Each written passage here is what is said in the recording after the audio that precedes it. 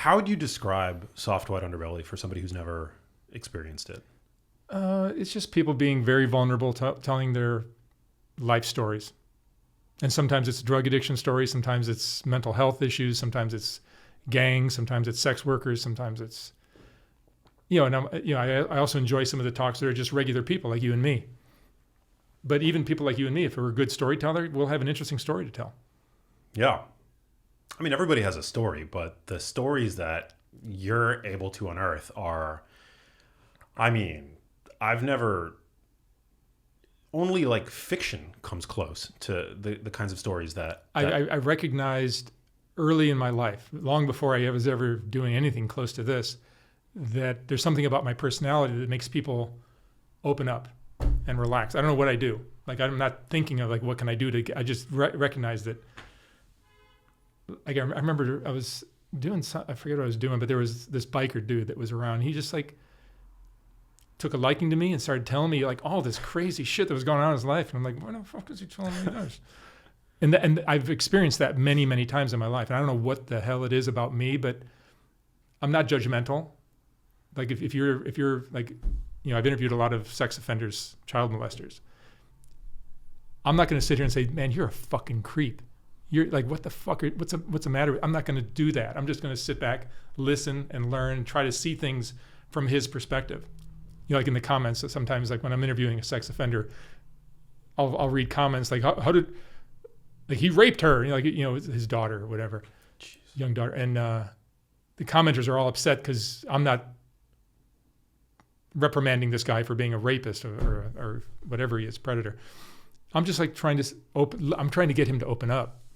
So I'm going to like say things that he might be the way he sees it. Because all I'm trying to do is get information so that maybe we can use it towards trying to figure out how to prevent this in the future. But if I just came out and said like, dude, you're a creep. What's the matter with you? We're not going to learn anything. He's not going to open up. We're not going to learn anything. And we're just going to be like, all right, there you go. Be hard to find new interviewees too. Yeah. But the same thing with the Ku Klux Klan or a pimp or whatever. I try to, what's the word? I try to just make it appear like I'm on their side. I'm not on anybody's side. I'm like, I think for myself, and I'm not on anyone's side. But with a person like that, you're not going to get any information unless you really get them to relax and open up. Do the stories, because it's hard to tell because you're not on camera when you're asking questions or reacting to like what you're hearing from these interviewees, but to what degree do their stories like get under your skin? Because you I mean, I used to think that they don't, and I've done over 9,000 now. It'll probably be 10,000 this year sometime, later this year. So I've certainly done more than my share, and I used to think like, because I'm operating 2 cameras, I'm by myself, I'm just a one-man band. So I'm operating microphones, cameras, thinking about the next interviewee, thinking about this, that, my phone is going off, I'm getting text messages, like there's 14 things are going on all at the same time, and I'm trying to ask you a question about whether you had kids, and you just told me you had kids 7 minutes ago, and I'm like, well, I'm sorry, I didn't hear everything, I didn't absorb everything. So I used to think that I would go through these talks and not really absorb it, because I'm trying to do so many that I'll get one. I post every day of the year, and by doing so many, I'll get one that's worth using. So you're basically curating all these stories, and these are not professional storytellers. These are just people. I mean, now I'm doing a wider variety of people and not so many homeless people. But whatever the case, you're not guaranteed of getting a great storyteller or great speaker. So I have to do a lot of them in order to get those really good ones, the gems. But I would do all these talks and think that I'm pretty resilient, and they won't really get to me. But after doing it it's been 6 years of doing it every single day now, I think my body has just started. There's a book, I forget the author's name, but The Body Keeps a Score. Yeah. And Gabor Mate also says the similar thing, that your body will pay a price for all of that trauma. And I'm not living it. I didn't get molested by anybody. I didn't get beaten by anybody. So, but I am hearing these stories, and so in small doses, I'm getting a lot of that. Part of it is I'm really good at moving forward. and I don't really dwell on the past too much. So you tell me a story, I'm gonna be like, yeah, I get it, delete and move on to the next one. So I'm not really soaking them in too much. But a really good storyteller will really get me worked up. You know, I get emotional sometimes. Have any of them ever felt like too much to bear? I mean, I could tell you off the top of my head. I mean, there's a few that, like, your channel is one of my favorites on YouTube, and Thank you. there was one that I was watching. Was it Ashley? Who, I mean, she had been blinded in one eye. That was one of the ones that really got to me. Insane. Here's this beautiful girl. Obviously got involved in drugs, and she's on Skid Row. And what is the term that dabbing? Is that what it's called? I think so, yeah. Dabbing, where the addict will take like a hot pipe, I think it is, and touch it to something to get the smoke out of it, and they'll inhale that smoke.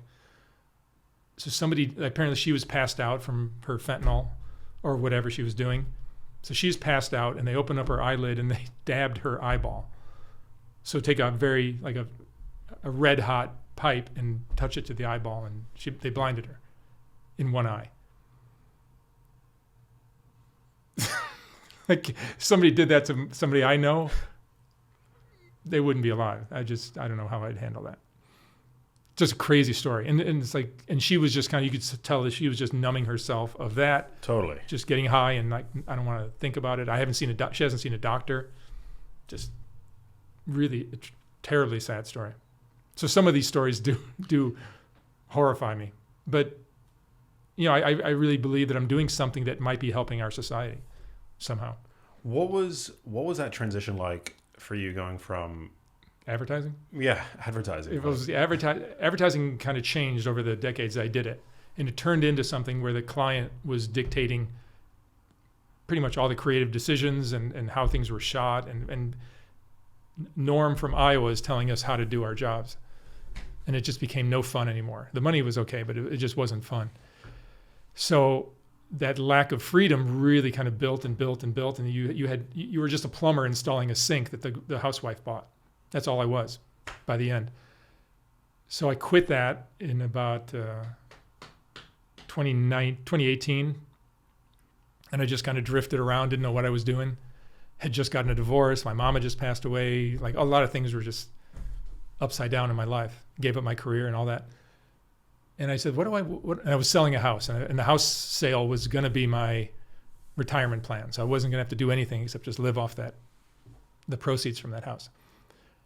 What am I going to do I was building a spec house, so that was going to take a few years. So what am I going to do for those few years? And I figured I remember I had a studio on Skid Row many years ago when I was doing advertising, and I enjoyed shooting that stuff. And that's when I started doing the interviews, but I stopped it after a few years. And I I got another studio downtown, and I started doing those again. And I just really enjoyed it. I just got in a groove, and I just kept doing it every day. And the channel took off, and within a year, I think I had 1 million subscribers. Just took off. What is it about you, do you think, that attracted you to? And so to answer your question, the freedom that I have now, I can interview whatever the fuck I want every single day of the year. If I want to interview a pimp, I interview a pimp. There might be some commenter saying, I'm tired of these pimp interviews, or the sex workers, or the drug addicts, or whatever. I see those comments, but I'm not doing it for the audience. I'm doing it for myself and what I believe is the right thing for us to be aware of as a society. And if some commenter somewhere doesn't like a sex worker, like, fuck him. Yeah, he's not smart enough to know what's really going on in this country. When I post a video of a 13-year-old prostitute, I do it for one reason: to show us how fucked up we've gotten. That there's 13-year-old runaways selling their ass on the street. That's right. That's cool. We're all good with that. We're all just going to sit back and like watch a video and just like, okay, see you tomorrow. Apparently, I don't know. No, definitely. I just think making us all aware of this is going to be a great first step in terms of solving the problem. Because I can guarantee you, before I started doing these videos, nobody knew there were so many. There are thousands of 13, 14, 15-year-old girls out there selling their ass right now. Run away from home, not living with their parents. Same thing with the drug addicts and the dealers and the gangs and the pimps and the prostitutes, all this stuff. Like, no one really understood the how much of it was going on and what it really looked like. And now we get to learn by what's causing it and all kinds of stuff from my videos. You learn a lot about trauma from watching your interviews. I mean, just how the depth of the wounds that these people often have. Mm-hmm. I mean, more often than not, like they there are so many interviews that you've done that start out like with the subject. I had a great childhood. Yeah, and then, that happens a lot. Yeah, I had a great childhood, and then they start going into it, and like, yeah, my stepdad molested me when I was 8, and like, what part was great? Yeah, it's crazy. It's like a cautionary tale, like for how to. Yeah, it's a Scared Straight program. Yeah, for parents, for kids playing around with drugs and weed or whatever. It's like you talk to every single drug addict. They all start like I started smoking weed when I was 10, and then it all unfolds after that. It also makes you realize how difficult the homelessness problem is, like, because a lot of your subjects, at least initially, were down like on Skid Row, which for those who don't know, it's like a city in LA. It's like a city. It's like the size of a city. Yeah, it's a city adjacent to downtown LA, which is basically a home for homeless drug addicts. I don't know what interview it was with you, but you were saying something like, when you have a wound that size, whether it's you were molested by your parents or whatever, there's like a deep seated sense that you don't deserve any better. Oh yeah, for sure. That's really kind of the little nugget that really got me wanting to learn. I'm doing this to learn, and I'm sharing what I'm learning. But I was really curious about what is it about, like we all have, you, me, everybody has a tendency to self-destruct or self-sabotage, whether it's our relationships, our careers, our health, or whatever. And I'm just fascinated, like, why would we do that? I mean, alcohol is the best example. Why would you fuck your life up and your career, lose your family, lose your house, lose your car, lose your everything, just to drink it away? And your health is going to fall apart and everything. It's like, why would, or gambling is a fascinating addiction. But what is it that drives us to do that? And where does it come from? And sometimes I'm not, even after 9,000 interviews, I'm still not 100% clear. It's probably a mix of a little bit of genetic this and some of the trauma of childhood and not being loved unconditionally as a kid. I'm sure that plays into it somehow. It's a complicated problem. What is it? What has Soft White Underbelly taught you about resilience? Because despite the trauma, despite the ongoing suffering, there are people who have been through all of that and still climb out of it and do great things.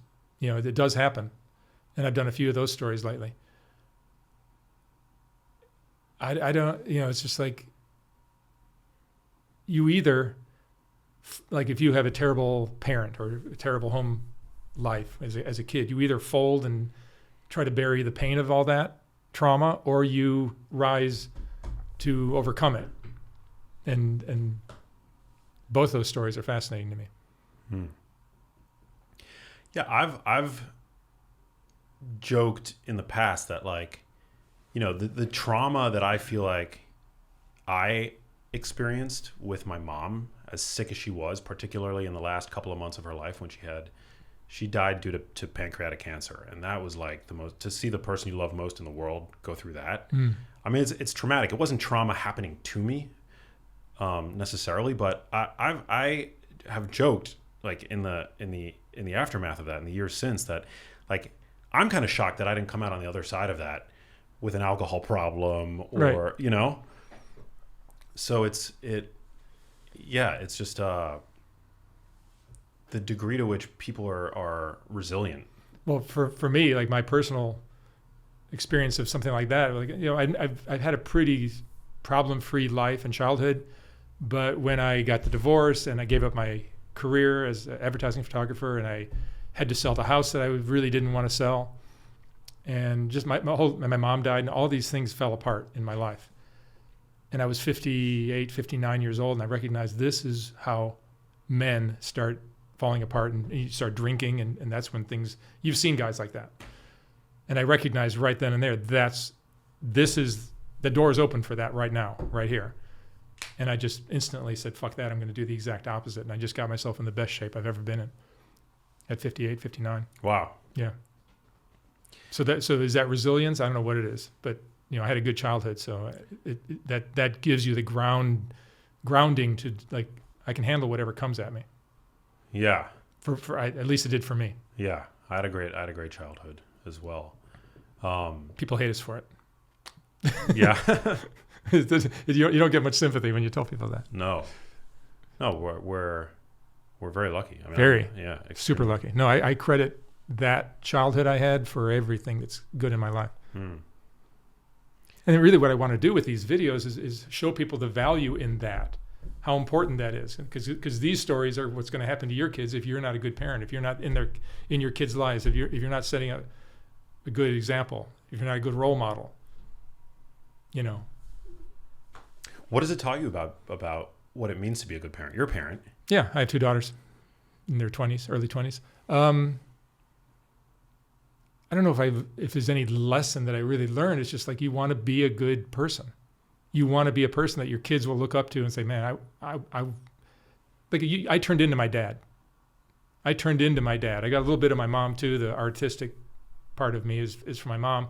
But in terms of the hardworking, focusing, just shut up and get it done thing, that came entirely from my dad. So your dad could tell you do this and don't do that and do this and don't do that. That's not how it works. What happens is the kid sees what his parents do, what her parents do, and that's what you turn into. They set an example. Yeah. Bishop Don Magic Juan, who's a pimp, who has I forget, I'm sure the number's wrong, but I think he told me in the first interview I did with him, I think he has 19 kids. And he goes, I'm a good parent. I'm always telling my kids what to do. And I'm just like, no, dude, you got to be there in your kids' lives to show them how to do things. I mean, the idea of good parenting is something that I feel like as long as you show your kids love, but conversely, I mean, it's like, I can't imagine what it takes for somebody to become such a monster. Like some of the stories that I've come across on your channel, it's like, it makes you really believe that evil exists in the world when you hear some of these stories about it. It's hard to believe in God. Yeah. Hard to believe in God when you've heard so many stories of little innocent kids, 4, 5, 6, 7, 8 years old, getting taken advantage of. It's like, I get emotional just thinking about it. But what was God doing? God's busy. If he's so powerful and all that, what's he doing? It makes it hard to believe in anything. Do you ever get emotional while you're recording the interviews? Yeah, it's happened a couple of times recently. Didn't happen so much when I was on Skid Row doing 7, 8, 9 of these a day. I'm just speeding through them, not paying attention to how many kids they have and things like that. But now I'm doing fewer and I'm being more selective about who most of the interviews I do now, I end up using. Whereas before I was using 1 out of 4, 1 out of 5 that I did. Now it's almost everything I shoot gets used. So they're more powerful speakers, and I'm more present when I'm doing them. So I did an interview recently with a man who lost his son to suicide. I think his son was 21, up in Vancouver, and that story got to me. Because I have 2 daughters that age.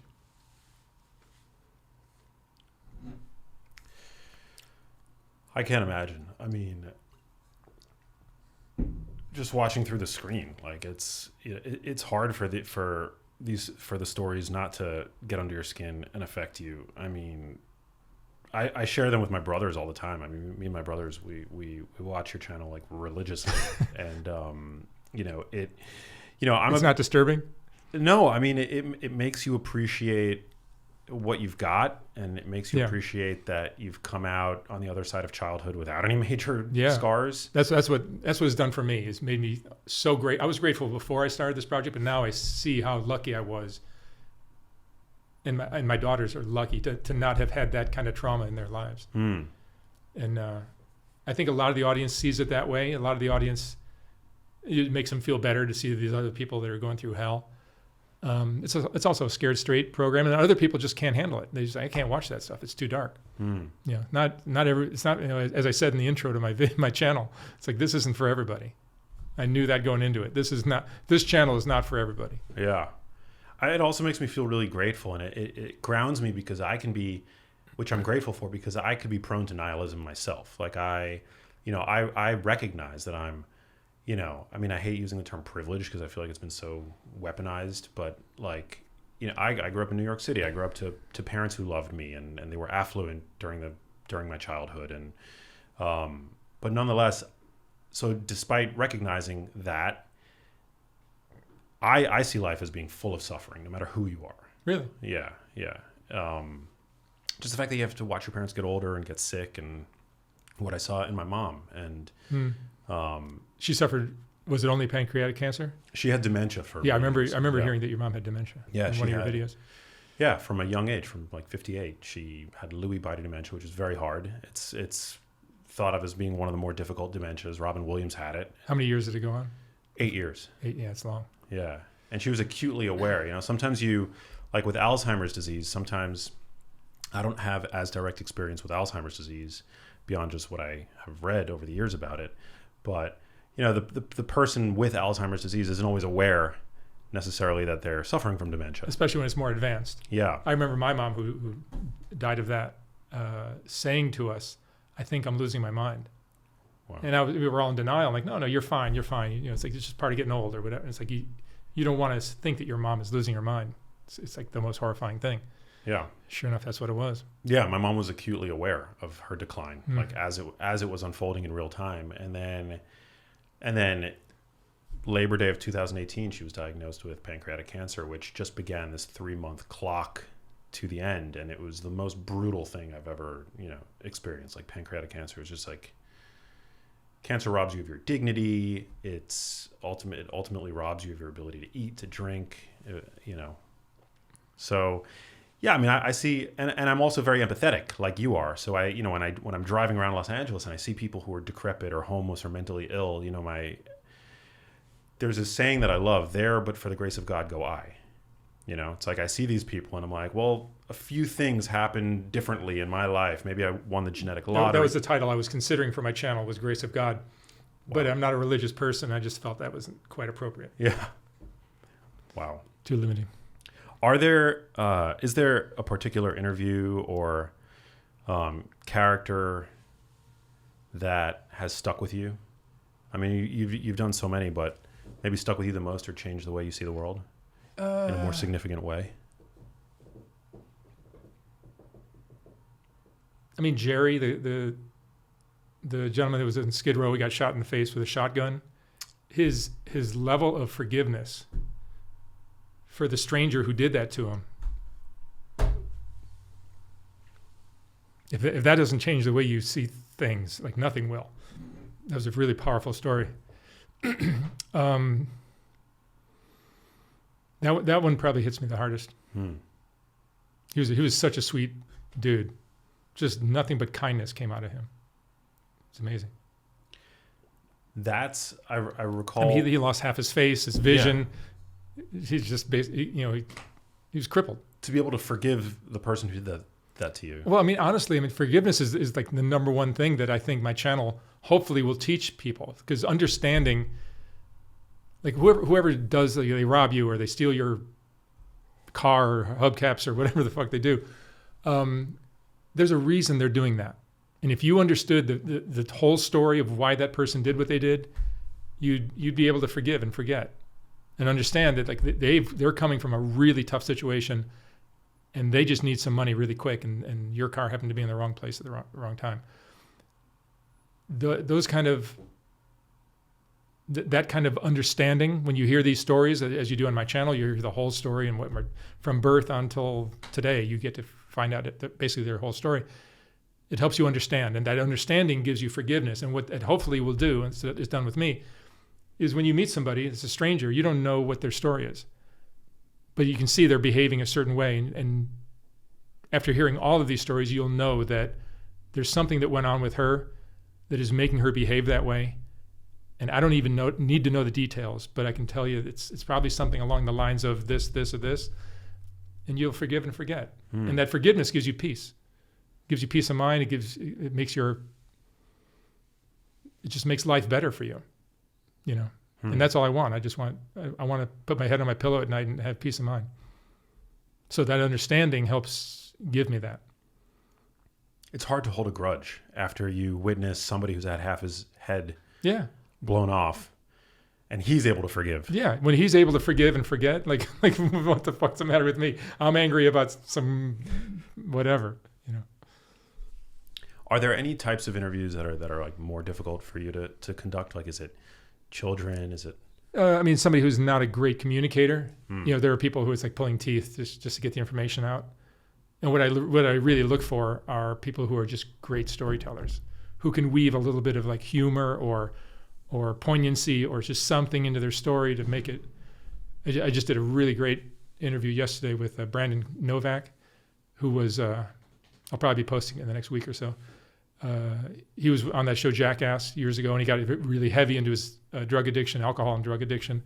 And he's just such a great speaker, just a great speaker. Mike Dowd, who's a corrupt cop from New York City, just a great storyteller. Just the best, one of the best storytellers I've ever heard. Because he weaves in like what he was feeling personally while this was going on. And then he weaves in some humor and it's just a magnificent talk. I'm so proud of that. I'm so happy that talk is on my channel. There's another, probably my other favorite video is an FBI agent named Giovanni Rocco, who infiltrated the New Jersey mob, you know, which the TV show The Sopranos was based on. That real actual family is who he infiltrated and just became part of the family. Like he was one of them. They were going to make him a made man. And the way he tells that, it's a 4-hour talk. So that's a super long video for my channel, which I aim for 30 minutes or so, maybe 45. This is a 4-hour talk, but it's probably one of the best talks I've ever heard. Wow. The way he just tells that story and even takes on the personalities and the accents of the people he's having conversations with. It's magnificent storytelling. Yeah, your channel isn't just prostitutes and drug dealers and hustlers. Like you've no, if you're intelligent enough, you realize it's just great storytelling sometimes. You brought correct me if I'm wrong, but you brought James Sexton to the world. Also, well, I mean, one of my favorite interviews. Not his mother. No, but yeah, I made him a big star, I guess. Yeah. What was that for people who haven't? This is one of my favorite interviews that you've done. Yeah, but that's about like monogamy and marriage and divorce. Yeah, which is kind of different for me. Even James, when I first contacted him, he goes, "What are you talking to me?" Because he was a subscriber to my channel, my subscription channel. He was already a subscriber when I first contacted him. He goes, "What do you want me for?" You know, his assistant like relayed the message, and then he calls me right back and says, "What are you interested in me for? I'm not a drug addict." And I told him what I'm doing. Well, how do you discover him? I mean. I was just looking for a divorce attorney to give their insight into what makes marriages fall apart. And you stumbled on him. And I stumbled on him. He had been interviewed by somebody, but it wasn't like what I'm doing. It was just a simple interview. But he's got that electric personality. He's a great speaker. Like the same thing like Mike Dowd. James Sexton is just so electric and like you can't stop watching. He's magnificent. Wow. Yeah. There was you had him on with a therapist. Orion Taraban. Yeah, he's great too. I love Orion as well. Orion has a great mind. Now, I think I got a lot of shit from a lot of people because I'm such a fan of Orion. I've had him on my channel now like 5-6 times. And his views are very controversial. A lot of women especially hate his views on relationships. And what I find interesting, like everything in life, at some point we'll talk about how exploitive my work is because people will claim it's exploitive. And yes, my work is exploitive. It has to be in order to unearth these stories. But like anything, there are good aspects and bad. I'll get to Orion here. I'll weave back to him. And the analogy I like to use is Christmas. Is Christmas a celebration of the birth of Jesus Christ, or is it a marketing extravaganza for retailers so they can make 80% of their revenue for the year? Which one is it? It's the latter. It's both. It's both. It's both. It's both. It's a good thing and it's a horrible thing all at the same time. And if you don't understand that everything is going to be good and bad like that, then you're just delusional. And some people just see it negative. They choose to see life negatively. So they'll say, oh, these videos are exploitive. Or when a beautiful woman marries a wealthy man instead of her high school sweetheart, like she just married him for the money. Or you could see it as like, no, it's true love. Like, which one is it? Is he marrying her because she's a hot piece of ass, or is she marrying him because he's wealthy and can provide a better lifestyle? Or is it just true love? It's both. It's always both, And Orion gives us that cold, hard view of love that is part of the whole story. It isn't the entire story, but it is definitely a part of how love and relationships work. And if you discount what he's saying, you're working at a disadvantage, I believe. It's not the entire picture, I don't believe, because I'm a romantic, so I believe in romance and things like that. But I'm also a realist, and I know that what he is selling holds water, and it makes perfect sense. But it can't if it's your only view, and if everything is about a transaction. His thoughts on relationships are very much about how they're transactional. There's an element of transaction in every relationship, but it doesn't mean that's the entire story. Right. Yeah, but I just think he's a genius. He is. Yeah. But he's also way over here, and other people are way over here, and it's good to incorporate both those sides. 100%. Yeah, you don't have to. But it applies to everything: Christmas, relationships, buying, moving to a different city. There's going to be positives and negatives to every move you make, every house you buy, every decision you make in your life. Well, I'm a filmmaker, and I made a film about my mom and what her suffering and the science that her journey inspired me to advocate for. And you could argue that in a way that it's that my film being a commercial venture was in a way exploiting her story, but I don't see it as that. No, of course not. As an artist, I see it as using turning pain, something that would otherwise be incredibly painful. It's going to help somebody else. To use it to help others, yeah. Yeah. No, that's what I see. What I'm doing too are my videos exploitive? For sure. Because when I take Marianne and put her in that stool and interview her about her childhood and her dropping out of high school and then getting involved in drugs, and now she's on the streets and she's sucking dick to make money for her fentanyl, she takes the hit, makes her look really. That's not her best day. So am I exploiting her? Absolutely, I am. But while I'm exploiting her, that's the negative view. The positive view is I'm making the world aware of how dangerous it is not to have parents that are loving their children unconditionally, how important it is to protect your children, how important it is to maybe stay in school, to maybe stay away from drugs, not fall prey to all these terrible things that Marianne fell into. So it's like a Scared Straight program. It's also entertainment that kind of it's disguised as entertainment, but what they really are lessons in how to live or not live your life. Well, it's also journalism, and right? All that. I mean, you sometimes see comments on social media when somebody documents with their phone, like something going on, like a robbery or whatever. I mean, this has occurred throughout history where the comments will be like, well, rather than filming what happened, why didn't that person go up to the starving child that they were documenting, for the NGO or whatnot? But yeah, you were helping in the sense of like that. As a journalist, you're helping bring greater awareness to these stories, which is going to have a ripple effect, hopefully. Well, some situations are different than others. If somebody's being robbed or raped or whatever, you could put down your fucking camera and step in and try to help her. In my situation, like, I don't really believe I could help Marianne, who's deep into her addiction. Hey, honey, let me take you to rehab, and I might be able to talk her into going, but she'll be gone tomorrow. Yeah. So it's like that's not the solution to the problem. But you do help. It's like yeah, I help too much. I've basically I make a ton of money doing this project, and literally every penny of it goes back into the streets that I'm shooting in. Yeah, it's always interesting. I'll be watching an interview, and the subject will like be talking about the hotel room that you put them in or something. Yeah, I do.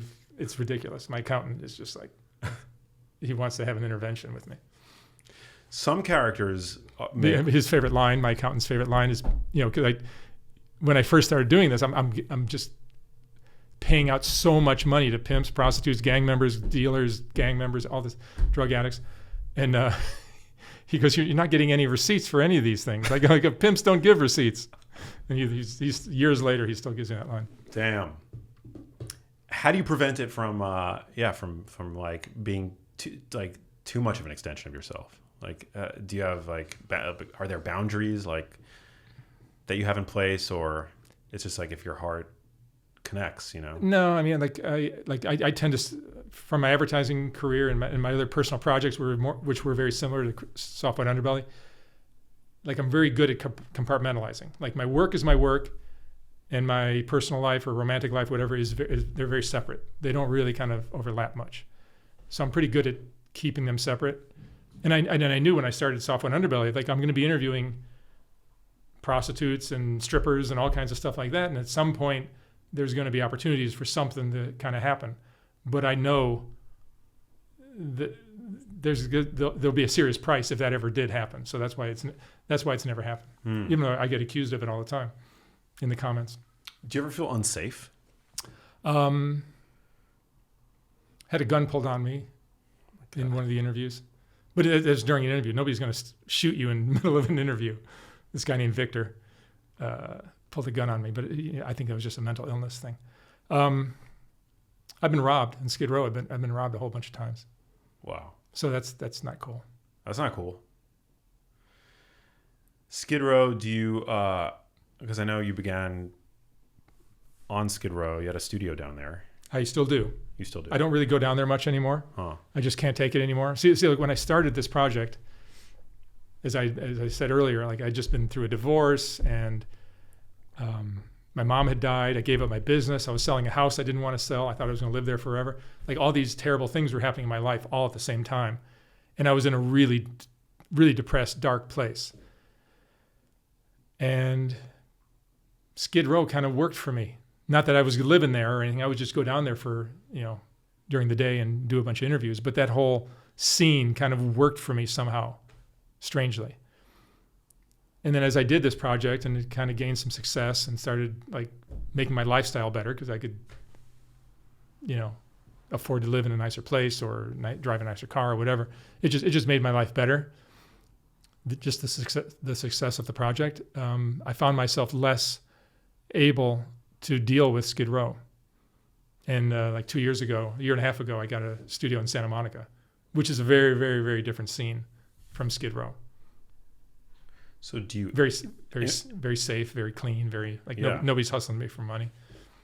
But how do you conduct the interviews from Santa Monica? So I'll Uber. I have people that are finding them for me down there. They'll call me. I'll Uber them to my studio, and I Uber them back. Oh my God! So it's more expensive, but it's just easier on my mind and body. But you're giving it they know where the studio is. Like, I'm sure people. Well, Uber they just jump in the Uber and they show up. It works flawlessly. Wow! It works like a dream. When I first started doing it, I'm like, this is like shooting fish in a barrel. Wow! Because the people that I have finding people for me, I've shown them how exactly what kind of people I'm looking for, and then they put them on the phone. They send me a photo, and it all just kind of unfolds. How does Skid Row differ from? I know there are two different places. South Central. South Central, yeah. Yeah, that's a great question. South Central is it's Black, African American, and Mexican, pretty much exclusively community, large. Big, it's a huge part of the city where the gangs are super strong, active gangs, like full tilt all the time, lots of murders, all that stuff. Skid Row, and that's where the prostitution is, and that's all those kind of stories are coming from South Central, Figueroa Street and all that. Skid Row, which is probably 15 miles away, there's drugs in South Central, but the drugs on Skid Row are just everywhere. Every block, you can get any drug you want. You can't walk 10 feet without finding another dealer. There's drugs everywhere, and everyone's living in tents.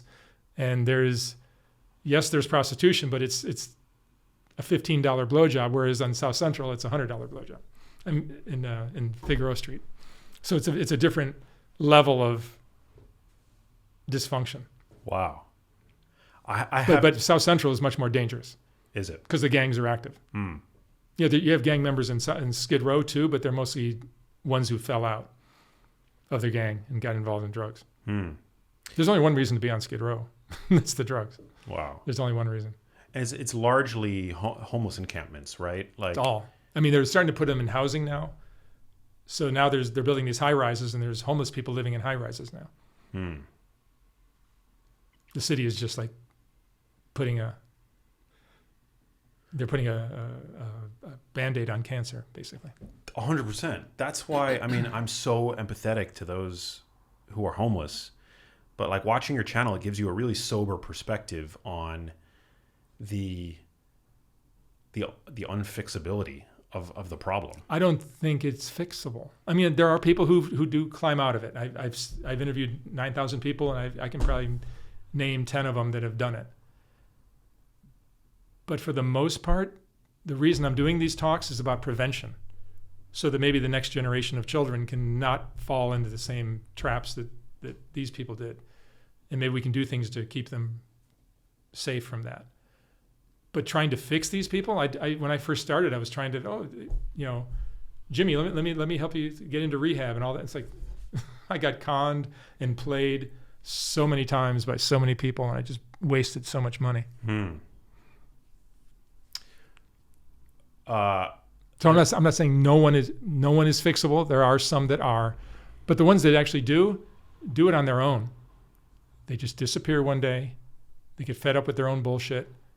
They hole up for 6 months or whatever, and then you see them again, and they look like a healthy person, and they're like, "Yeah, I got clean," and they have a story to tell. Yeah, I'd be curious to know more about those 180s that you've seen. Yeah, I've posted them, but they get a quarter of the views. Huh. People like the train wrecks. Wow. They're on my channel. They're on there, but look for the videos that have the least views. And that's the feel-good stories. Human nature. Yeah, anybody who's familiar with your channel, no doubt, is familiar with Rebecca. I've watched. I mean, I can't even tell you how many. Rebecca's a star. One of the stars of your channel. Yeah. What's drawn you to that character, and why do you think we just kind recurring? of click? I mean, we get along. We used to get along. Sometimes I think he's getting tired of me, and I'm getting tired of her. Sorry. For those that don't know, Rebecca is a homeless transgender, crystal meth addicted trans woman from Egypt. From Egypt, yeah, Cairo. But I've tried to get him housing, I think 2-3 times, and he botched that up badly. I made him a star, so now he could easily just be doing a podcast or doing some kind of show about entertainment or celebrities or fashion or music or all of the above. He'd be an instant millionaire if he did this. He just cannot get it together. I've given him phones, he loses them within hours. He just cannot get it together. Last, like a week ago, I got in contact with his best friend from childhood, and I was willing to fly her out to L.A. to meet with Rebecca, and Rebecca was all excited on the phone, and then the same thing with his dad. So I have Rebecca's father's phone number too, and I was gonna put them all together, but Rebecca just disappears. And she's in her 20s, right? 27. Wow. And it's raining right now in LA. I can guarantee you Rebecca is shoeless, walking around in the cold, wearing a shred of fabric for clothing. What do you think it takes to I don't know, like... It's a mental health thing. It's not just drugs. Drugs are certainly a huge part of the story, but there's a mental health problem too. And I'm sure the family must know about these videos by now. How could they not? And even if they don't, the fact that we made this connection recently, you would think they would just jump on that, but they've probably been through their share of BS from Rebecca. I've been through tons of it, and I'm not even must be so frustrating. A family member. It's super frustrating. Super frustrating. There's video. I don't want to throw Rebecca under the bus, but like the most embarrassing bad fuck ups you can ever have. Well, she's obviously brilliant. Like Brilliant. Yeah. Like unbelievably funny, tuned into music and fashion, Pop culture. and movies and all that. Yeah. Like unbelievable. Super talented. And such a fun personality when he's sharp and somewhat positive. Even when he's not, when he's negative, it's also kind of snarky and fun. Just an amazing personality, made for like being a huge success. But it takes more than just talent. He's got tremendous talent, but he has no discipline at all. He's so super self-indulgent, like self-indulgent to a point where you just can't deal with him anymore. I was letting him sleep in my studio for a couple of weeks, and there's like 2 separate weeks he would just sleep on my sofa, and there was literally a pile of cigarette butts and just wrappers and crap all around the sofa that he was staying in. I won't. Yeah. It was pretty horrible, and like no effort to like clean or do anything or help in any way. But it's a mental illness thing, and drugs too. Because if he wasn't on drugs and maybe got his brain chemistry stabilized, he'd be a lovely person. There's a video I did with Rebecca. It's my favorite. He doesn't like it. She doesn't like it, but I do. I think it's the 3rd video I ever did with Rebecca. She had just come out of a hospital, and maybe they put some drugs in his system that mellowed him out, but he was such a likable, kind-hearted human being. It was just beautiful to watch. That's the Rebecca I still have in my head that I am hoping will emerge one day. Well, you have to want to change, right? Like Yeah, you can't. you have to want to change. And Rebecca has zero desire to change. Zero desire. Zero. Is If I even bring up drugs, like that, new topic, doesn't want to talk about it.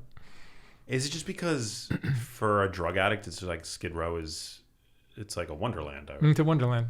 The cops won't stop you. They'll just cruise right by. You'll see a cop car like sitting at a light, and there'll be 5 people smoking 4 different drugs right there, right in front of the cop, and nobody's even shy about it. It's crazy. Why do you think LA attracts? I mean, obviously we have really great weather here, but like, yeah, it's the weather. Is it the weather? I think. Well, I mean, that's why they're not in Minnesota. Was it your channel? I feel like maybe there was somebody on your channel talking about how the rehabs here, like the resorts, they incentivize people to come from all over the. Yeah. I mean, there's a lot of that going on too, and then there's the body brokering, where the rehabs work with the insurance companies to just get more money for each addict that they bring in, and then they just churn them out and they bring somebody else in, and they're basically just rotating. It's like an assembly line, and they end up. It's an assembly line, yeah, just so they can make money off the insurance. Wow. And then even the homeless problem, there's a tremendous amount of money that's put into all the organizations, all the financial organizations that are trying to help. Those are just financial institutions that are worried more about the money that they're being paid, because these people are making hundreds of thousands of dollars to do these jobs. If they've solved the actual problem, it's kind of like, I think it was on a video I watched on your channel, like medicine. Like you would think doctors are here to make you healthy, and it seems very often that doctors are here to just make money. So rather than helping you with your diet and your exercise and your lifestyle and all that, they're just going to give you a medication, and you're going to be using that for the rest of your life, and everybody keeps their bills paid. It depends on the doctor, but yeah. No, there are exceptions for sure. Yeah. For sure, there are doctors who are doing things for the right reasons. But I ran into some stories recently, like Jesus, like unbelievable. Oh yeah, I mean, certainly there are many doctors that just essentially function as drug dealers, but there are also some that. I mean, I just had back surgery, and it was a miracle for me. Super grateful for that. Have you ever sat down with like one of these like politicians, whether I stay away from politics. Yeah. And religion. Smart. Yeah, I just find those conversations don't ever go anywhere. But I feel like you would have such valuable insights. Like who knows that the well, landscape? I mean, to me, the problem would look like something like, look at South Central LA. There's all these people in these communities that are just strapped to make money. The fathers are out of the picture. The moms are trying to support if they can. And the kids are usually kind of very often in gangs or in trouble or whatever. And it's like, you know, and the people in the wealthy parts of town or look at that and like these, you know, they just, nobody wants to give those communities money so that maybe they could give these people more hope and better education and more prospects for helping their future. It's just I don't know what the solution is. Human beings are just greedy. Yeah. I haven't yet seen your documentary. You just put out a film, right? On Figueroa Street. Yeah. It's called Fig. Fig. Yeah. I haven't seen it yet, but I love it. Yeah? I love it. It's the best thing I've done, I think. Tell me about it. Well, it's I kind of wanted to do something like this, and right around the time where I had the idea, I got lucky, and a couple of girls came by to do interviews with me, prostitutes on Figueroa Street, and they were just magnificent talks. Like, oh my God, this is exactly my idea, and I just got 2 of them. If I can get a couple more, then I'll be all set. Now there's 5 of them. The 5 best interviews of prostitutes on Fig that I've ever gotten, I think. And I put them all in this video. They're not on my channel. They're on my subscription channel now because I just put it together and finally edited it and released it. But there's a lot of other footage of the street and what it really looks like out there with music and some other stuff. And the whole thing is I'm really proud of it. It's really fun. I want to watch it. Yeah, it's fun. Like if the stories are sad, the 5 women who share their stories, they're 5 very different stories, and each one is sad in a different way. So it's not a feel-good story, but there's a lot of humor in this thing. You'll be laughing. Wow. As well as crying. I'm sure. I forget what video of yours compelled me to do it, but I went on to YouTube and I just like tried to find just footage of Figueroa Street, like to see what it's like. Oh, this Fig documentary is the best. Or like South Central in general. Like it I mean, there's other people on YouTube that have shot things like during the day. All my footage is at night, but there's footage of Figueroa Street out there somewhere on YouTube. I've seen it. You just took your car down there and started shooting? I took the front end off my car and I hid 3 cameras in the front end of my car so that I could cruise by at about 1 mile an hour and get this really beautiful footage of what's going on the street. And I would just cruise around up and down the blocks. And that's how I would get that footage. Damn. Because they don't like you filming them. And I'm not really showing any faces, so nobody's really freaked out and saying, "Oh yeah, that's me." It's not about that. It's just I was trying to get this footage without anybody reacting and running away or doing anything like that. So it worked really well. But people ask me all the time, "What happened to your front end of your car?" That's the dedication. Oh my God. And the drug use down there, it's comparable, I would assume, there to not Skid Row. Skid Row is like everybody is a drug addict. Literally every single person. What are the drugs? What are the kinds of drugs? Fentanyl is a really popular one. When I first came down there, it was heroin, but the heroin got replaced by fentanyl, crystal meth, and crack cocaine. Fentanyl is so powerful that I feel like just being in the same room with it. If you and I had fentanyl right here, we'd probably be passed out. Wow. And probably dead eventually. And you see people passed out all the time. You know, I know very little about fentanyl, but I was just like chat GPTing and I was so curious about like what kind of patient is typically prescribed a drug as powerful as fentanyl. And it's like, it's actually pretty horrifying. You know, people with like amputations or crazy cancers, burn victims and things like that. Like it's the most powerful narcotic, analgesic that exists. And these people are just doing it willy-nilly. They're just doing it. Yeah. It's wild. No, I mean, I have seen many people pass out, like on their way to death. And you call 911 and you had to give them CPR and you keep them alive, and they give them Narcan and they wake them up. And now I carry Narcan in my studio there, but you'll see people like dying all the time. They get saved very often because Narcan is everywhere. But it's a horrible drug. And you see people contorted. It's like referred to as the fentanyl fold. They're arched over like shrimp, walking like a boiled shrimp. I mean, how are you not horrified? Like I've driven on the proximity of Skid Row a handful of times, just on the odd occasion. As a photographer, you kind of develop a thick skin or something. I don't know what it is, but you just can handle pretty much anything. I mean, look at war photographers, what they're enduring. That's super impressive. Wild. Yeah. Photographers do crazy shit. Yeah, clearly. Mm-hmm. I mean, I'm assuming you don't do any more like commercial stuff. No, I'm having so much fun doing this now. I really enjoy it every day that I can't see myself doing advertising anymore. How do you process like all this stuff? Like, do you have I know self-care is pretty important to you. Like, yeah. I take care of myself. I sleep really well. I have really great people in my life.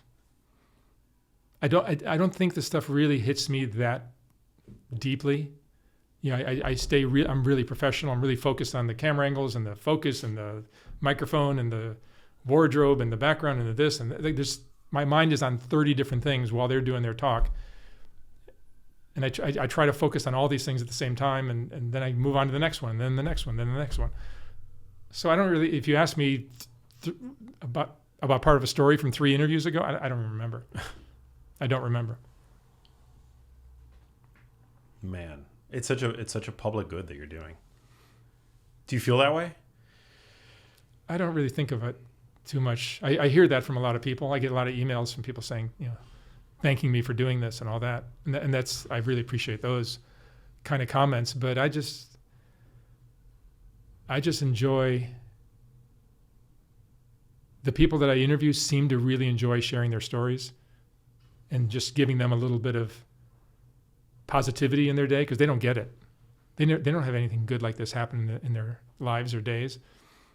And I'm kind to everybody. I treat them with respect. I pay them, especially on Skid Row, I pay them. Or on Figueroa Street, they get treated nicely, and they're not being taken advantage of. I'm not like, you know, there's a reason after 6 years and 9,000 interviews that there's no reports back of me doing anything shady with anybody. It's because I don't. You know, by now there'd be some kind of story about, oh, he did this or he did that. Yeah. Well, but you do. I mean, the Appalachian family, like, didn't you help create something to help get them some a GoFundMe? Access to resources? There is and there was a GoFundMe just to help them. For people, the Whitakers. The Whitakers, yes. The Whitakers, yeah. Yes. See, I'm a fan. I'm like a true fan. Tell me about the Whitakers. Like, what, you know? They are a completely destitute hillbilly family from West Virginia. Their mother and father, it's complicated. There's a video, I didn't create it, but there's somebody who created a video on their bloodline of the Whitaker family, and it explains how these 2 twin brothers married these 2, I think, sisters, and they're basically inbred. And not everybody in the family has these deformities, but it seems like about half of them do, where the eyes are going in different directions. There's no teeth. There's no ability to speak. You know, Ray just barks, and Timmy just kind of, he barely speaks, and Lorraine doesn't speak. And it's like, the one who barks is my favorite. Yeah, everybody loves Ray. Ray's pretty damn lovable. But then, you know, so I did these videos, and they were, I think that first video I did of them got like over 40 million views. So it's very popular. This was like years. I think I saw your initial video with them like a decade ago. No, probably about 4 years ago. Huh. I think it's 4 years old. But I've done other videos since then, and they all are really popular videos, and the audience loves them, and they were a sweetheart little family in West Virginia, and everyone was happy to donate to them and help them out. So they got they put a new roof on their house, new windows, new siding. They bought some cars. They spent a lot of that money, made their lives better. But eventually, like anything, humans fuck it up. And Larry, who's one of the brothers, his daughter, who's on fentanyl and crack, started getting involved. Oh, no. And then the money started disappearing. Oh, no. And they needed more money and more money and more money. Like, what the fuck do you guys need all this money for? I think it was going to drugs. Yeah. Not a lot of it, but enough of it that it was like a serious problem. And then, you know, the behavior of a drug addict is insane, just insane. There's a video I did where BJ, Larry's daughter, is telling me through text or phone calls that her dad passed away. Her dad passed away and she needs money for a funeral.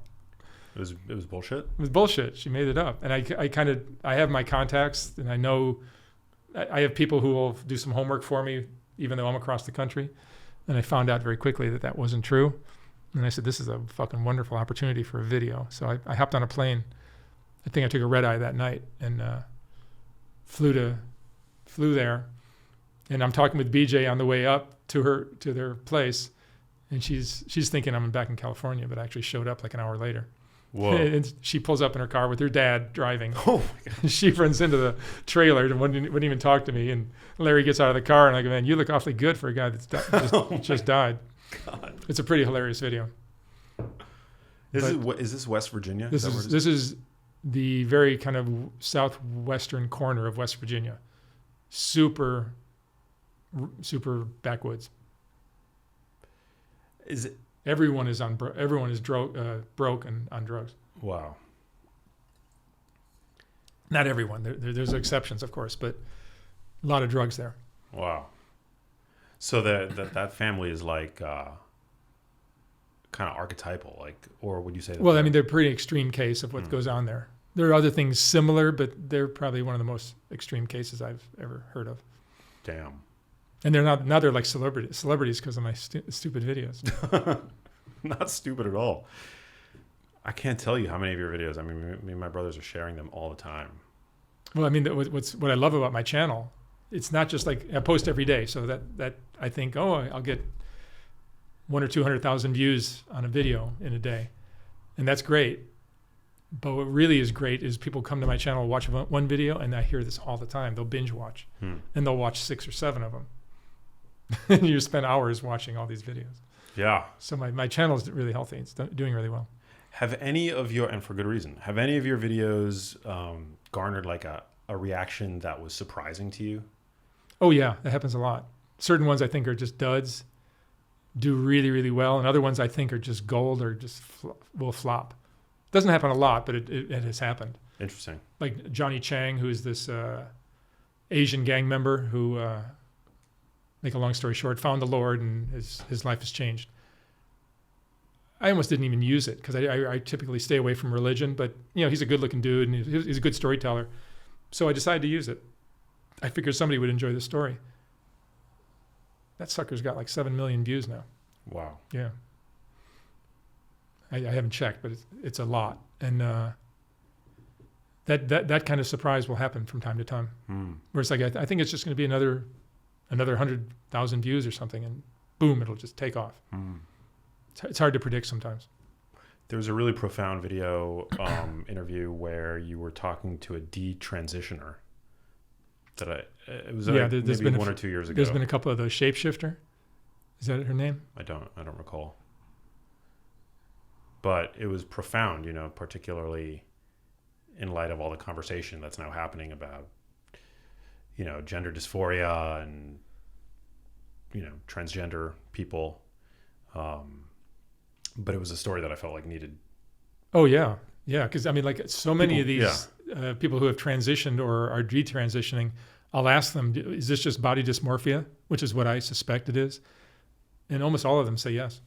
I'm doing a couple of talks. I just did one yesterday or day before yesterday, and there's another one, I think, in a week. One of them is with a guy who he had three kids, a guy in central Illinois. He and his wife divorced. She took the daughter up to Minnesota, and shortly after that, and he had a good relationship with her. Everything was cool. She claims that he molested her. So he loses his job, he loses his friends, he lost everything. Spent 6 months in jail because he's now a sex offender. Wasn't convicted. It was just the court process took a long time, and they found out that she made up a story. It was all just like a kid, just maybe a little bit of direction from mom, and he is now trying to rebuild his life, trying to get a job back, trying to get anything, just to rebuild his, he's got a scarlet letter on his forehead now. And then there's another one that I'm doing, I think next week, with a guy whose son, who's staying with the mother. The mother decides the son is trans. The mother decides. Yeah. And the boy doesn't. I haven't heard the whole story yet, but the way I think it's going to go is the son wasn't wild about being a girl, but the mom decided he's going to be a girl. Wow. Yeah. And this guy's unable to fight it. He's going to have to do prison time because he did some things where he was trying to get his son back, and he couldn't do it. So the son is going to be a girl now. That's crazy. Yeah, and there's been a bunch of stories like that. Yeah, and usually it's like there's a lot of trauma involved, and there's a lot of trauma everywhere you look. Everywhere you look. Everywhere you look. It's horrifying. I used to think that everyone's family was perfect. Now I'm thinking that's an extreme rarity. What's like the craziest interview you've done? I mean, getting a gun pulled on you. That's pretty insane. There's an interview very popular on my channel with a girl named Juliana, or Diamond. She goes by on Skid Row. And she was doing all kinds of crazy drugs. Crystal meth for sure, but then rat poison. She was smoking rat poison. What? Yeah, smoking other drugs too. And yeah, I would see her every day. I'd see her all the time. And she was a character. But this one morning I pull up my car up to the studio, and she's just standing waiting at my door. And she goes, "Hey, Mark." And I go, hey, Diamond, what's up? And she goes, "I want to do a video." I'm like, "All right, come on, let's do it." So I set up, and she was just lit, just on fire. Great, kind of like Rebecca almost, with that like just crazy, very, very different than Rebecca, but just like so entertaining and so silly and fun. And I don't know if she believed the thing she was saying, but it's half comedy, it's half sad, it's a little bit. That's what I love about art, is when it's poignant and happy and sad and funny, and it takes all the emotions, and they all, like in one movie. If a movie can have all of these things in one, that's my kind of movie. What are some of your favorite movies? I've said that people have asked me before. Jabberwocky, which is the Terry Gilliam movie. I've seen it. I've never heard anybody say anything great about it, but to me, it's a magnificent movie, because it's a beautiful movie. First off, beautiful to look at. It's set in medieval times. Jabberwocky is a story about a guy who fights the dragon and saves the village, I think, or gets the princess or whatever.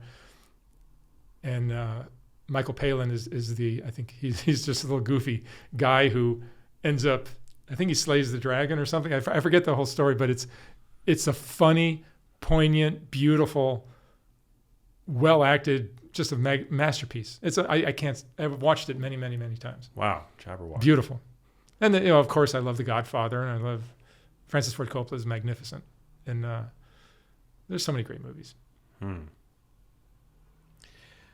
Yeah, I mean, your channel proves that truth is often stranger than fiction. Like, as you're talking, I mean, I'm like being flooded by just like memories of like shock and awe from watching various videos of yours. And like, I just remembered I was watching an interview where it was like a couple, and the guy was what's the proper term? Coprophagic. Like, he enjoyed eating his girlfriend's excrement. Was that on your channel? Yeah, that's my channel. Yeah, of course it was. I never heard that term before, but I've interviewed some like people. Sometimes I'm like frustrated or just mystified by how people don't seem to understand what they're watching when they're watching my channel. Because like I've done videos, like when I'm interviewing a married trick on Figueroa Street, a guy who's married, his wife doesn't know that he's seeing prostitutes, and he comes to talk to me. I have to pay him a lot of money to talk, but he's willing to do it. I tell him that your wife is going to find out. I got 6 million subscribers on Facebook, which is mostly female. I've got 6 million subscribers on YouTube, which is mostly male. Your wife's going to find out. He goes, "That's why I'm doing it." So I've had this happen more than once, where these married men come on and say, "Yeah, I see prostitutes. My wife doesn't know about it. She's at home." Where the fuck are you going to find that? And the viewers are just making these stupid ass comments. Like, you don't understand what you're looking at. I mean, to me, it's like these are diamonds. Everybody I interview is a diamond of some sort to me. I look at them all as these like little diamonds that I found. And I'm just like, I'm in awe of all of them. I love them all. And So like, what was the one you were talking about? The guy who eats, his girlfriend's shit. He eats his girlfriend's crap. There's a term for that. Scat. Scat. Yeah. So he likes to eat his girlfriend's excrement. That is a fascinating interview to watch. It's a fascinating interview, and he talks about it, and he explains as well as anybody can why he does it, and it kind of makes sense if you just get over the fact that he's eating crap. And then the same thing with the cuckold couple from Memphis. I just did a second interview with them. It's a white couple, in their probably 20s or maybe 30 years old, and he admits on camera that he has a micro penis, very, very small, and she likes guys that are endowed nicely, and she finds all these size queen. She likes black dudes, and she will line them up. She has a tattoo on her chest that says something, Queen of Spades, and apparently if you have that tattoo, that's like, it's on. Black guys, some black guys will know that, oh, if you have that tattoo, it's, and she'll go in the parking lot and take care of the guy, or she'll do whatever, and she does this all the time, and her boyfriend watches, and they've been together for like 9-10 years, I think. Yeah, you're wondering how they managed to stay together. So they must love each other. They seem to really love each other. Like I've seen them on camera and off in these two interviews. They seem to truly love each other, and they have really good communication. And he gets it, and she gets it. Like, who am I to say that they're not happy? They're happy. They seem to be happy, happier than a lot of married couples I see. You know. Yeah. But I mean that to me is the magic of some of what I'm doing is, where the fuck are you going to find these kind of talks anywhere? There's nowhere else on planet Earth that you can go to find these kind of talks. I can't believe you were able to get, or like they were willing to go on camera. The couple where the boyfriend eats, enjoys eating the girlfriend's shit. Like they've got to have social lives. They've got to have jobs, right? Yeah, they have jobs. One would assume. Yeah. That's why I'm saying, like, people in the comments don't even understand or appreciate what they're watching. They just want to place some judgment on, like, dude, if you really understood what you're watching, you wouldn't leave any comment. You would just fucking learn and just shake your head the rest of the day. Exactly. Yeah. I mean, some of these things are insane. Have you ever had issues where you'll interview a subject, and after the fact they're like, I don't want, like, maybe that was a bad idea, like, trying to get you to like not upload it, or do you have them sign? I have everyone sign a release saying that I can use it. But if anybody ever comes to me and says, "Hey, I've had like prostitutes, just like they did the interview, they got their money," I pay everybody, like especially on Figueroa Street, I pay them, and then she says, "Oh, I'm going to lose my kids with that. I didn't realize that I'm going to get in trouble with CPS and all this, so I have to delete the video," and that's a drag. But that happens. It hasn't happened a lot, but it's happened a few times, or for other reasons. I've had everything you can imagine. Wow. If you think about how unstable these people are. Oh yeah. Like, at one point I realized, like, I've interviewed thousands of people now. I'll bet you probably less than 0.5% of them have paid taxes. Like, nobody I'm interviewing, especially when I was on Skid Row, there's nobody paying taxes that I've interviewed. Now that's changed because I'm doing much more respectable people. But early on, it was like a bunch of derelict. At this point, you must get a lot of inbound, though, right? I get tons of it, yeah. Huh. Yeah, I have Noelle, who's my assistant. She just fields all the emails, and we get tons of messages on Facebook and Instagram, but mostly the emails are how we field them. Is there anything we get gold? It's like a treasure trove. Every morning we come in, like, oh, look at this. Wow. It's great. Is there anything that you won't platform for whatever reason? No, but like certain things, I get gang members saying I'm the baddest motherfucker there ever was, and I got a story that's going to blow up the internet and it's going to go viral as fuck, and those I just don't. I steer away from. They never work out. I maybe early on I did a couple of those, and it's like, whether they're fake or not, the audience just perceives them as fake, and they just go, oh, this is bullshit. This is bullshit. And when you read enough comments saying this is bullshit, like, nobody's really going to watch it, and the whole experience is just unpleasant. I've done plenty of videos. I mean, a lot of people say, oh, these stories are fake. They're not fake. There are some that are not told well. And when somebody tells I had a guy who worked with the cartels. He was in the Midwest. I didn't give his location. But he was working with cartels. I think he became an informant, and he wanted to do a talk. So I paid him a lot of money to do this talk. He wore a mask. And he talked about what it was life, and he was not a good storyteller. But that doesn't mean his story wasn't true. And then he was murdered like I think a week or two, like 10 days after I posted the video. Not because of the video. I found out I was horrified that it was because of the video, but I found out it was not. But there are plenty of comments saying this is fake. It wasn't fake, and there have been plenty of other videos. Literally every video I post, there's some comments saying this is bullshit.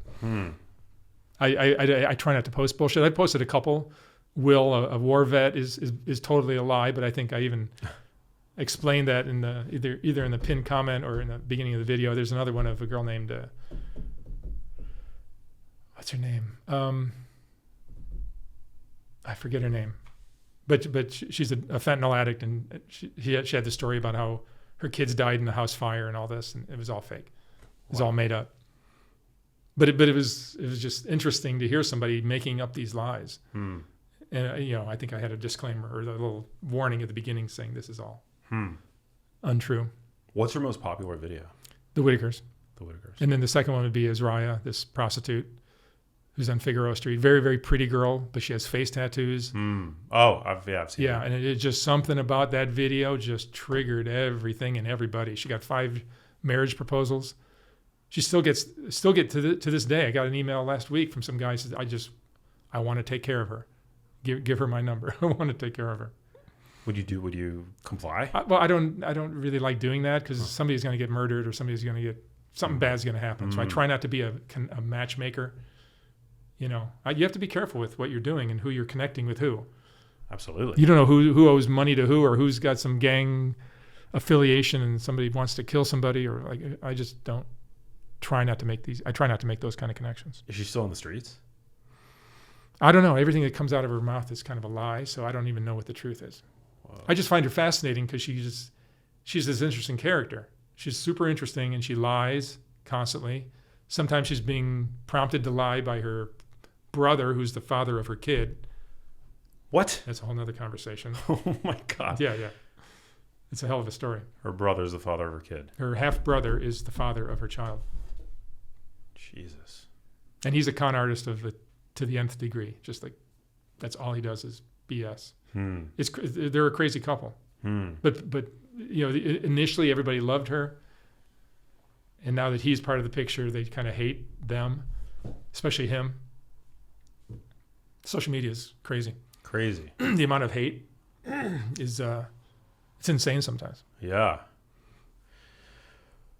Is there any insight that you have maybe on like what mediates a person being able to lift themselves out of these kinds of patterns?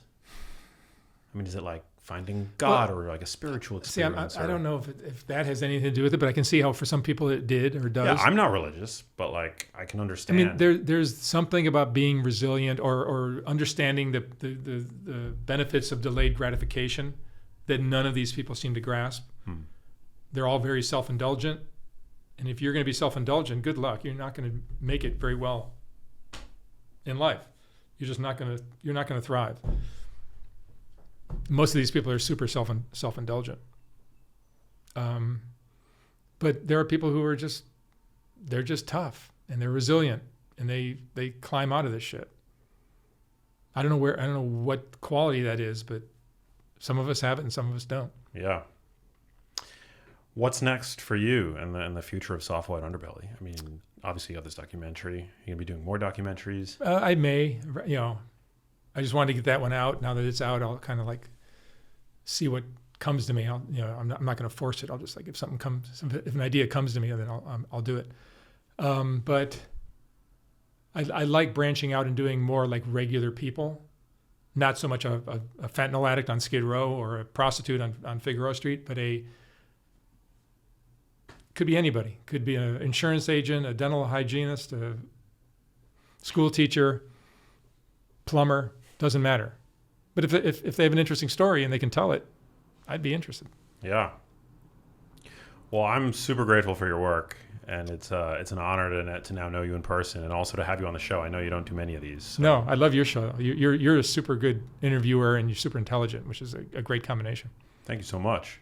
That means a lot. Your show's awesome. I can't believe you don't have millions of subscribers, but you will in time.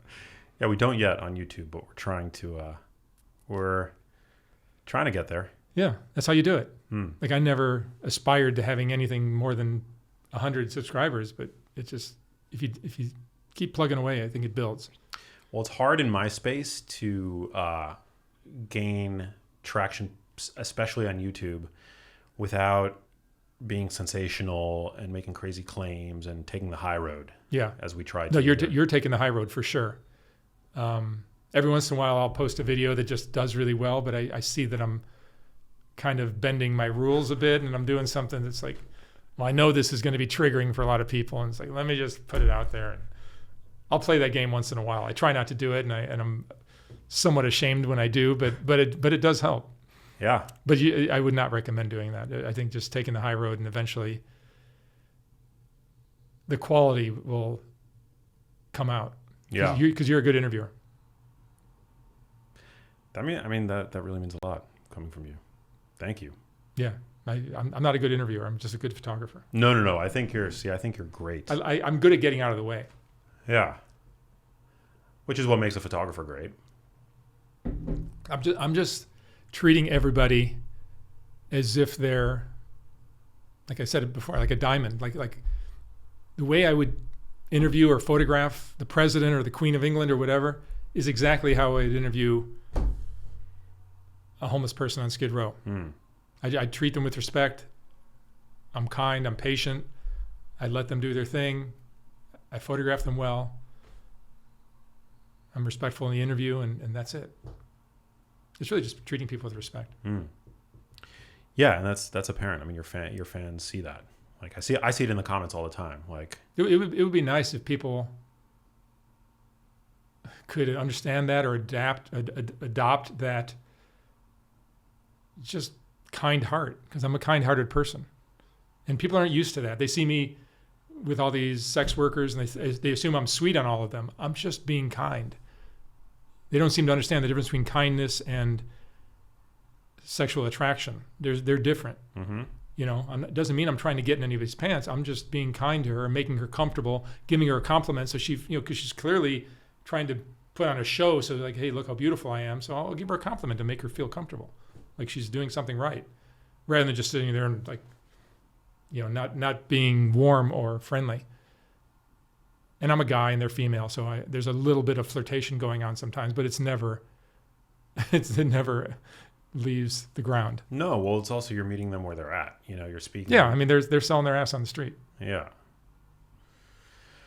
Oh man, well, I really appreciate you. And cool. This was fun. Yeah, so fun. The channel's amazing. I highly recommend all you guys, if you haven't come across Mark's work already, Soft White Underbelly. It really is incredible, and it gives you a new perspective. No matter where in life you are, it's just such a valuable resource that you've created. It helps you understand how life works, I think, sometimes. Definitely. Definitely. I'd like to do more positive stories. Yeah, well, you've got plenty of time. I do. Yeah. I'm not going anywhere. No. I've got one last question for Yes. you, but before we get to that, where can people? I know you've got a bunch of books out. You've got this documentary. Yeah, so the documentary and my subscription channel, which has some extra videos. I try to post some extra videos here and there, and I post the day before they are on YouTube, so you get the videos earlier and you get some extra videos, and you get this fig documentary. It's $10 a month, and that's at softwhiteunderbelly.com. And then there are 2 books. I just came out with the second book of portraits. It's basically just the best portraits from my all these thousands of interviews I've done, and that's at softwhiteunderbelly.org. Love it. That's it. What does living a genius life mean to you? Jesus, I don't know. I don't know if I'm a genius. I'm just I'm an idiot with a camera. No, but I think I can probably answer that this way. I have always thought for myself. Like I'm never a follower. Like I remember being back in high school and seeing everybody doing here's a great example. I remember when I moved to California in '86, and a couple of years later, remember the movie Urban Cowboy? You might be too young. Never saw it. John Travolta was in it, I believe. And it was a very popular movie. It was so popular, in fact, that like in big cities, New York, Chicago, LA, San Francisco, not just Dallas and Houston, but everywhere across the country, everyone was going to these cowboy dancing bars. Like my bank closed and turned into a line dancing club where everybody's dressed like a fucking cowboy and they're going to, like, this is LA, and they're dressed like cowboys and everyone's going to line dance. What the fuck? I remember saying to my friend, like, what the fuck is going on here? This is the dumbest shit I ever saw. And these people not understand that this is only going to last for 9 months and then it's going to be embarrassing.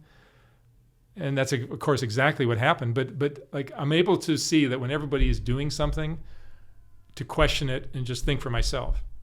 And I've always done that. I don't know where I learned that, but being able to to recognize what's bullshit and what isn't is just requires some thinking. It's very, very easy to judge and say, oh, this is this or this is that. You need to think.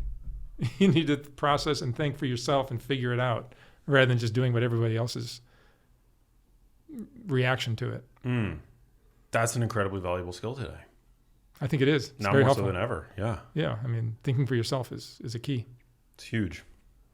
Well, again, thank you so much. All right, Max. Thank you. You're the man. Thank you guys for listening. Share this episode with friends and loved ones that you think may benefit from it. And please check out Soft White Underbelly. It's incredible. I will catch you on the next episode. Peace. Hey, if you like that video, you need to check out this one here, and I'll see you there.